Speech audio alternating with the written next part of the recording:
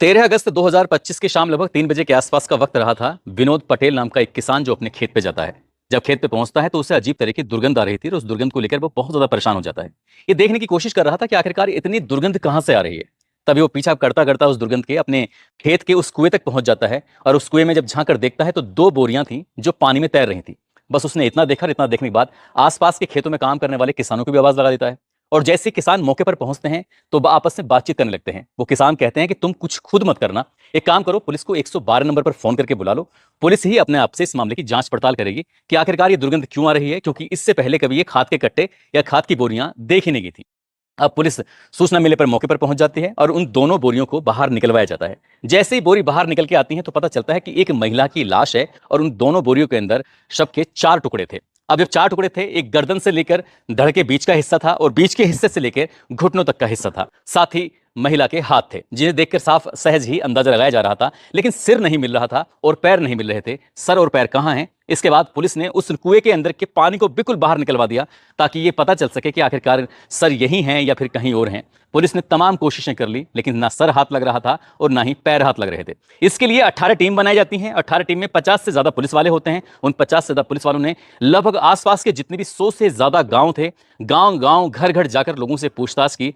ये यहां से ही पता नहीं चलता है। बड़ी संख्या में जो मोबाइल नंबर थे वो सर्विलांस पे लगाए जाते हैं और बड़ी संख्या में सीसीटीवी कैमरों को भी खंगाला जाता है। कातिल पकड़ा जरूर जाता है क्योंकि वो एक गलती कर जाता है। और जब इस घटनाक्रम का खुलासा होता है तो डीआईजी खुश होकर इस अंधे कत्ल पर पुलिस की तारीफ करते हुए 50,000 रुपए की घोषणा कर देते हैं। साथ ही एसपी देहात जो होते हैं वो अपनी टीम के लिए 20,000 रुपए की घोषणा कर देते हैं। इनमें से एक कातिल जो होता है जिसने कत्ल करने के बाद लाश के 7 टुकड़े कर दिए थे, उस पर 25,000 रुपए का इनाम घोषित कर दिया जाता है और जब उसकी गिरफ्तारी होती है तो उसका एनकाउंटर कर दिया जाता है। आज की इस कहानी को समझने की कोशिश करते हैं कि आखिरकार वो महिला कौन थी और उसके पीछे कत्ल की वजह क्या थी। आदाब, नमस्कार, सत श्री अकाल। मैं उस्मान सैफी। आज की जो सच्ची घटना मैं आपको सुनाने जा रहा हूं, ये सच्ची घटना शुरू होती है मध्य प्रदेश के जिला टीकमगढ़ का एक थाना लगता है चंदेरा, और चंदेरा थाना क्षेत्र का एक गांव लगता है मेलवारा। मेलवारा की रहने वाली एक लड़की जिसका नाम होता है रचना यादव, जो कि बहुत ज्यादा सुंदर होती है, खूबसूरत होती है। उसके परिवार वाले शादी कर देते हैं। शादी तो हो जाती है लेकिन उसके पीछे उसका जो पति था वो रोका टोकी कुछ ज्यादा करता था, क्योंकि उससे लोग बात भी करते थे। कोई ना कोई उसको देखकर प्रभावित जरूर होता था, बस उसको देखकर प्रभावित होते थे और पति को ये बात अच्छी नहीं लगती थी। धीरे धीरे करके 5 साल का वक्त तो गुजर जाता है, लेकिन पति और पत्नी के बीच में जैसे जैसे वक्त आगे बढ़ रहा था वैसे वैसे मन मुटाव की स्थिति भी पैदा होने लगती है। आखिरकार 2 बच्चे पैदा हो जाते हैं और 2 बच्चे पैदा होने के बावजूद भी पति और पत्नी के बीच में जो आपसी विश्वास था वो विश्वास बजाय जमने के वो टूटने लगता है। 5 साल तक इनकी शादी ठीक ठाक चलती है। उसके बाद फिर वो एक दूसरे से अलग होने का फैसला कर लेते हैं। रचना यादव अपने ससुराल को छोड़कर, अपने बच्चों को छोड़कर सीधे अपने मायके में पहुंच जाती है। वहीं अपना रहना सहना शुरू कर देती है। अभी कुछ ही वक्त बीता था कि कुछ वक्त बीतने के बाद उत्तर प्रदेश के जिला झांसी का थाना लगता है टोड़ी फतेहपुर और यहाँ का एक गांव लगता है महिबा। दरअसल यहाँ का रहने वाला शिवराज यादव नाम का एक लड़का होता है और इस लड़की यानी कि रचना यादव से इसकी आंखें चार हो जाती हैं। दोनों को प्यार हो जाता है। प्यार के बाद दोनों फैसला करते हैं कि क्यों ना शादी कर लें। शादी कर लेते हैं। उसके बाद फिर जो भी एक तरीका होता है, उसने अपनी पुरानी जिंदगी के बारे में पुराने पन्ने खोल कर रख दिए थे कि मेरे पति से कुछ इस तरह का विवाद था। शिवराज ने कहा मुझे कोई दिक्कत नहीं, कोई परेशानी नहीं। साल 2023 जब आता है तो साल 2023 की ये बात है। शिवराज यादव का बड़ा भाई होता है और ऐसा बताया जाता है कि रचना यादव की उस पर गलत नजर थी या रचना यादव ने उस पर कोई आरोप लगाया था। कुल मिलाकर वो नजदीकी पुलिस स्टेशन जाती है और नजदीकी पुलिस स्टेशन जाने के बाद कहती है कि साहब, मेरे जेठ ने मेरा रेप किया है और जब मैंने उसका विरोध किया तो उसने मुझे जान से मारने की कोशिश की है और इस पूरे खेल में मेरा पति यानी कि शिवराज यादव भी बिल्कुल साथ था। पुलिस इस मामले में एफआईआर दर्ज कर लेती है। बात बहुत ज्यादा चर्चित हो जाती है। बात गांव के एक्स प्रधान संजय के पास ही पहुंच जाती है। संजय जब इस मामले की बात सुन रहा था, क्योंकि उसका थाने में आना जाना सब चलता रहता था, गांव में बहुत ही प्रभावशाली ये व्यक्ति होता है संजय पटेल। संजय पटेल की रचना यादव से जब आमना सामना होता है, वो खुद पूछता है कि रचना यादव क्या हुआ है तुम्हारे साथ, हम भी जानना चाहते हैं और जो भी तुम्हें कोई दिक्कत कोई परेशानी हो तो हमें बताइएगा। अब रचना यादव ने अपने दिल की जो बातें थी वो उस एक्स प्रधान से भी बताई और एक्स प्रधान का प्रभाव इतना था कि वर्तमान में जो प्रधान होता है वो प्रधान भी इस एक्स प्रधान की बदौलत ही बना था। ये कह सकते हैं कि भले ही चाहे वो एक्स प्रधान था लेकिन गांव की प्रधानी जो चल रही थी वो संजय पटेल की वजह से ही चल रही थी। आखिरकार एफआईआर दर्ज होती है। एफआईआर दर्ज होने के बाद मामला कोर्ट पहुंच जाता है। ये गरोठा के कोर्ट में मामला विचाराधीन था। अब प्रधान जी ने इतनी ज्यादा बात आगे बढ़ा दी क्योंकि उन्हें वो महिला इनकी रचना यादव इतनी ज्यादा पसंद आ जाती है कि उसके साथ वो आना जाना शुरू कर देते हैं और उसकी पैरवी खुद कर रहे थे। उसने कहा कि प्रधान जी खुद उससे कहते हैं कि तुम्हें घबराने की, परेशान होने की जरूरत नहीं है, पैसा चाहे कितना भी खर्च हो जाए लेकिन हम तुम्हारी बात को खराब नहीं होने देने के। ये बात कब उनकी बहुत नजदीक पहुंच जाती है, पता ही नहीं चलता है। उनकी पहले दोस्ती होती है, फिर प्यार हो जाता है, और प्यार भी कुछ इस कदर हो जाता है कि पहले तो उसका रुकने का इंतजाम किया जाता है झांसी के अंदर, ताकि रुकने आने जाने में कोई दिक्कत ना हो, उसके साथ आने में कोई परेशानी ना हो। बाद में उसे गुरसराय एक जगह लगती है झांसी में ही, उसको वहां पर रुकने का उसका इंतजाम कर दिया जाता है। अब प्रधान जी जब मन करता था उसके पास आते थे, जब मन करता था जाते थे। हालांकि ये बात उनकी पत्नी को पता चल जाती है, दो बेटे भी होते हैं, लेकिन पत्नी को तो किसी तरकीब से शांत शांत कर दिया, समझा दिया, बुझा दिया। लेकिन यहाँ पर इसके जो था उनका लगातार परवान चढ़ रहा था, और ऐसे करते करते वक्त आगे जब बढ़ने लगता है, 2 साल बीत जाते हैं। जून 2025 की ये बात है। एक दिन खबर मिलती है कि जो रचना का पति है, जिससे क्या विवाद चल रहा है, कोर्ट में मामला चल रहा है विचाराधीन, जिसका नाम है शिवराज यादव, दरअसल उसकी मौत हो जाती है। जैसे उसकी मौत होती है तो ये महिला अब प्रधान जी से कहती है, प्रधान जी अब मुझ पे अकेला नहीं रहा जाता, मैं तुम्हारे साथ रहूंगी, जो भी हो अब तुम मुझसे शादी कर लो। बात जब शादी की आती है तो कहता है कि मैं तुमसे प्यार तो बेइंतहा करता हूं, लेकिन शादी नहीं करना चाहता, शादी मैं कर नहीं पाऊंगा, इसलिए जैसा चल रहा है इसको वैसे ही चलने दो। लेकिन जैसे ही पति की मौत होती है, अब कहीं ना कहीं उसके मन में यह था कि मैं इस तरह से रखेल बनकर तो रहना बिल्कुल नहीं चाहती, शादी करके रहना चाहती हूं। लेकिन उधर वो शादीशुदा होता है, एक जो बेटे होते हैं, बेटों में एक बेटा 21 साल का उसका प्रधान का होता है। आखिरकार ऐसे वक्त चल रहा था। ये तारीख है 6 अगस्त 2025 की। इस महिला को यानी कि रचना यादव को पीरियड था, और पीरियड की वजह से उसको ज्यादा ब्लीडिंग हो रही थी। जब ज्यादा ब्लड बह रहा था तो उसने प्रधान जी को कहा कि प्रधान जी आज ज्यादा दिक्कत हो रही है, परेशानी हो रही है। वो पूछते हैं क्या दिक्कत है, उसको कहती है कि मुझे ज्यादा ही ब्लड बह रहा है। कहते हैं बिल्कुल परेशान होने की जरूरत नहीं है, मैं तत्काल एकदम से तुम्हारे पास आता हूं। उस महिला यानी कि रचना यादव को प्रधान जी लेके पहुंच जाते हैं सीधा हॉस्पिटल, और प्राइवेट हॉस्पिटल में उसको एडमिट करा देते हैं। डॉक्टर कहती हैं कि इसको एडमिट कराना पड़ेगा, क्योंकि बिना एडमिट कराए बात बनेगी नहीं। आखिरकार एडमिट करा दिया जाता है, और 2 दिन लगातार इलाज चलता है। 8 अगस्त 2025 को हॉस्पिटल से छुट्टी होने वाली थी। अब जैसे डिस्चार्ज कराने का नंबर आता है तो एक्स प्रधान जी संजय पटेल जी वहां जाते हैं। जाने के बाद बातचीत करते हैं। वो महिला कहती है कि घर तो किसी कीमत में नहीं जाऊंगी, यहां से जाऊंगी तो सीधा कोर्ट जाऊंगी, तुम्हारे साथ शादी करनी है, अब बाकी की जिंदगी सब तुम्हारे साथ ही बितानी है। प्रधान जी कहते हैं समझने की कोशिश क्यों नहीं करती हो। वो आंसर पार्टी पकड़ के बैठ जाती है, यानी कि वो उस बेड को पकड़ कर बैठ जाती है। कहती है कि जब तक शादी के लिए हाँ नहीं करोगे तब तक यहां से नहीं जाऊंगी। आखिरकार प्रधान जी को वापस जाना पड़ता है, और एक दिन एक्स्ट्रा वो हॉस्पिटल में एडमिट रहती है। अब इतना परेशान हो जाता है प्रधान कि सीधा अपने भतीजे से बात करता है। जो इसका भतीजा है, नाम उसका संदीप पटेल है, जो कि झांसी के बिजोली में रहता है। उससे जाकर कहता है कि मैं बहुत ज्यादा परेशान हूं, दुखी हूं, बेटा करूं तो क्या करूं। अब चचा और भतीजे दोनों आपस में बातचीत कर रहे थे। भतीजा कहता है कि टेंशन क्यों लेते हो, तुम्हारा भतीजा जिंदाबाद। वो पूरी कहानी बताता है कि पिछले 2 साल में लगभग 20 लाख रुपए मैं दे चुका हूं इस औरत को, लेकिन जिद पर अड़ी हुई है कि शादी करनी है। वो कहता है कि परेशान मत हो, दरअसल जो संदीप पटेल है, साल 2022 में इससे एक लड़की का मर्डर हो जाता है, और इसी मामले में भी जेल जाता है। जब ये जेल गया था वहां इसकी दोस्ती होती है प्रदीप उर्फ दीपक अहिरवार से। वो अपने दोस्त से कहता है कि हमारे चाचा आजकल बहुत परेशानी में है, हमें चाचा की मदद करनी चाहिए। अब जैसी बात आती है मदद करने की, कहते हैं कि कोई बात नहीं, देखा जाएगा। ये प्लानिंग करते हैं। अब चाचा के साथ भतीजा अपनी कार लेके पहुंच जाता है हॉस्पिटल में 9 अगस्त 2025 को। वहां जाने के बाद उसको डिस्चार्ज कराते हैं। वो कहती है कि मुझे यहां से जैसे डिस्चार्ज होंगे सीधा कोर्ट जाना है, शादी करनी है, अगर शादी करनी है तो ठीक है, नहीं तो फिर यहीं पड़ जाऊंगे। उससे हाथ पैर जोड़ता है, कहता है कि महाराज आज नहीं, एक काम करो, हम कल चलेंगे, यानी कि 10 अगस्त को चलेंगे, आज नहीं। जब ये बात कही जाती है तो आखिरकार रचना यादव तैयार हो जाती है।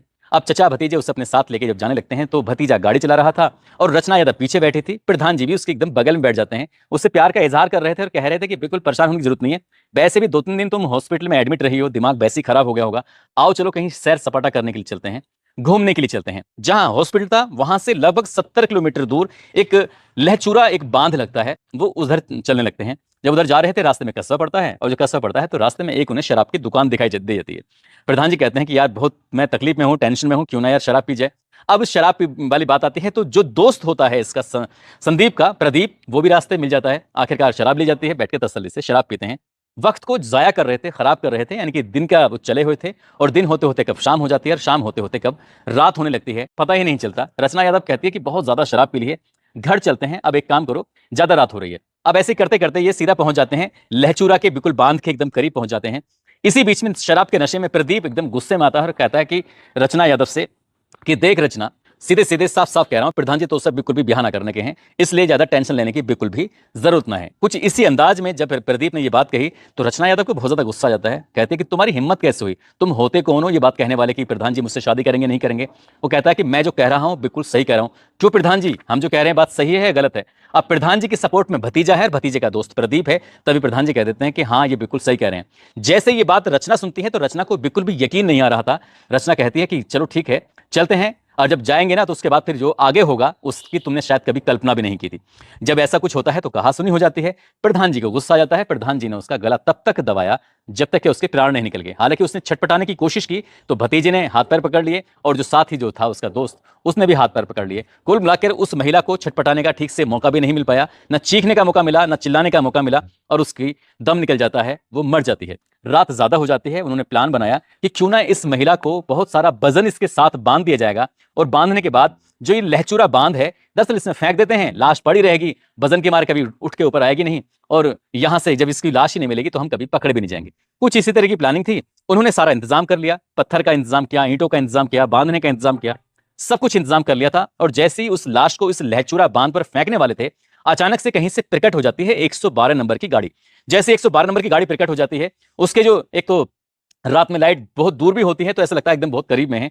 तब ये तीनों बहुत ज्यादा डर जाते हैं, घबरा जाते हैं, कहते हैं कि पुलिस को इस बात का पता चल गया तो मामला खराब हो जाएगा, इसलिए यहां से निकल जाते हैं। इससे पहले कि पुलिस उनके पास तक पहुंचती, वो वहां से निकल जाते हैं और यहां से फिर पहुंच जाते हैं लखेरी बांध पर। लखेरी बांध जो होती है, जब वहां पहुंचते हैं तो यहां भी यही काम करने वाले थे, लेकिन इसी बीच में कहीं से गार्ड प्रकट हो जाता है। प्रकट होता है, भैया में तुम यहाँ बांध पे क्या कर रहे हो, सब कुछ खैरियत तो है, कोई दिक्कत परेशानी तो नहीं है। जब गार्ड ने इस तरह की बात कही तो उन्होंने लगा कि शायद यहाँ भी बात खुल जाएगी, चलो यहाँ से चलते हैं। अब यहाँ से सीधा पहुंच जाते हैं वो खजूरी नदी पर। खजूरी नदी पर जैसे ही पहुंचते हैं तो वहां पहले से ही गार्ड खड़ा हुआ था। आखिरकार वो परेशान हो जाते हैं और परेशान होने के बाद कहते हैं कि लाश गाड़ी के अंदर रखी हुई है, अब इसका करें तो क्या करें। तभी प्रधान जी के दिमाग में ख्याल आता है कि जो हमारा गाँव है ना अपना महेवा, महेवा गांव से 5 किलोमीटर दूर एक गांव लगता है किशोरपुर, जो कि थाना टोड़ी फतेहपुर में लगता है। और उस गांव में जो एक कुआं है, और कुएं के आसपास ना तो कोई सीसीटीवी है, ना कोई रिहायशी है, वहां कोई नहीं मिलेगा, वहीं चलते हैं सीधा। अब उस तीनों जने वहां पहुंच जाते हैं। इस महिला की लाश गाड़ी के अंदर थी, रात थोड़ी ज्यादा हो रही थी, 9 अगस्त 2025 की वो तारीख थी।